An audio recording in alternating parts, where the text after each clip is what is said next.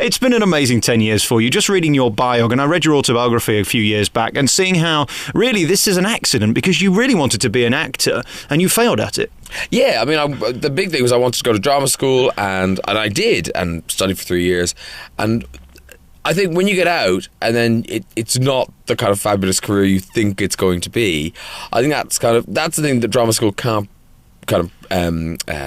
prepare you for, because in drama school, you're playing all the nice roles. They train you to be the lead, when in fact when you leave drama school you're probably the butler, you're the neighbour, the man in the garage.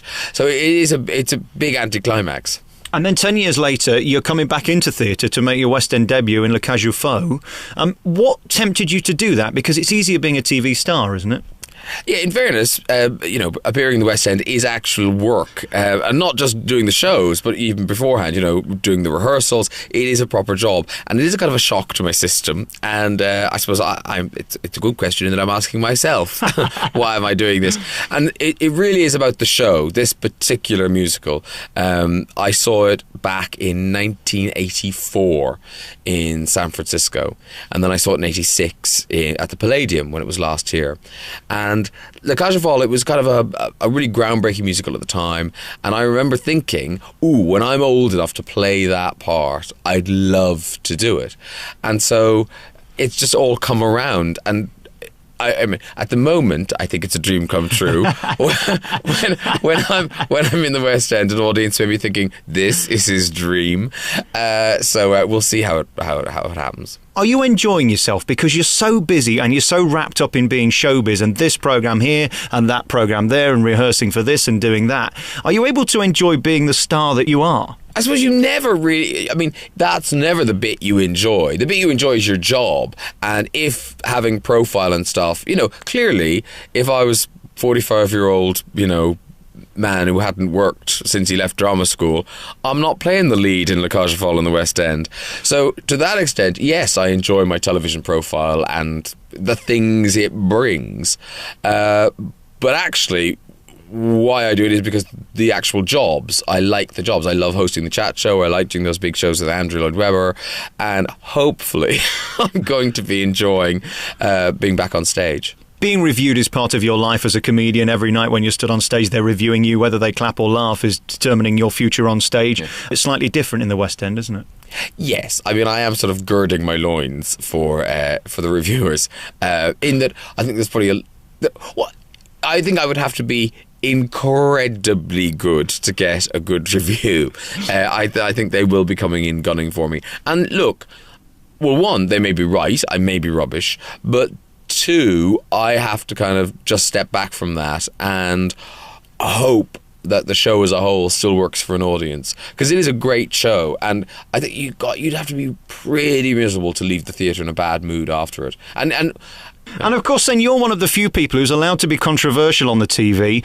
Are you nervous at this point that they're going to gun for you next? Because even over the Raw Variety, they were out to get you. You said something to Prince Charles. Are you nervous right now, or do you think you're going to be defended? I think certainly that the thing of the Royal Variety performance is an absolute thing of nothing. You know what I mean? That was I think why that turned into a story is because the Sun didn't understand that when I was rehearsing, they thought I was kind of taking the mickey in a rehearsal. Oh, he's being really rude. Da, da, da. And in fact, I was just reading the script.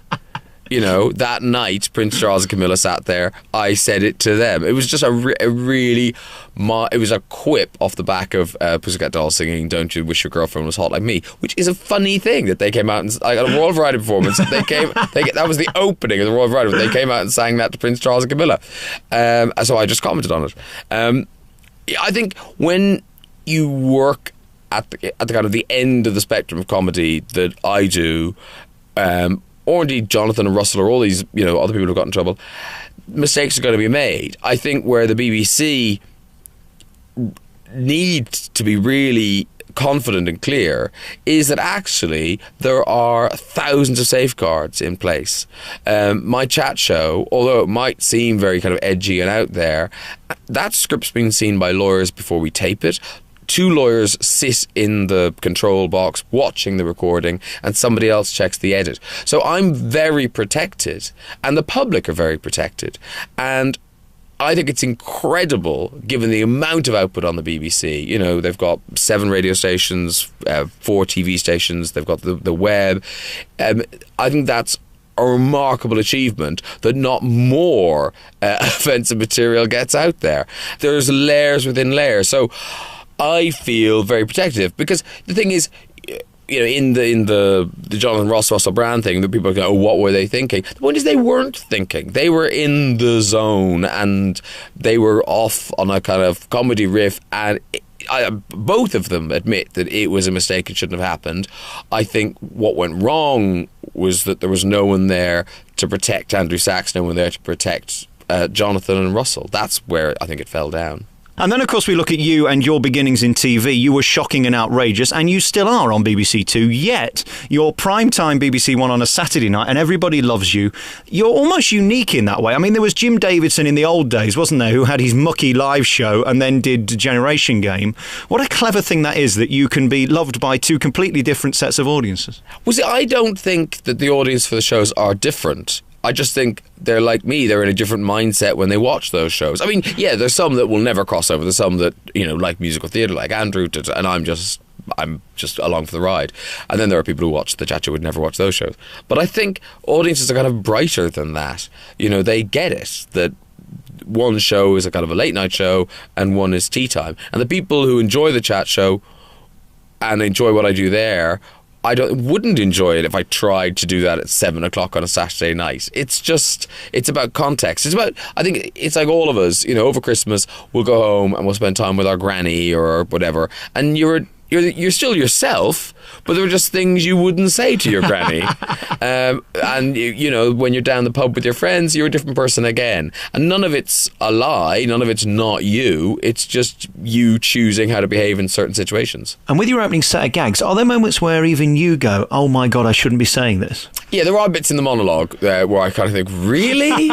Really? We're saying this? And although, a lot of those jokes, I think, are... You know, they're very cruel jokes, but we try to police ourselves and lay off people if we feel they're becoming a victim. So, like, Amy Winehouse was funny, oh, not funny anymore.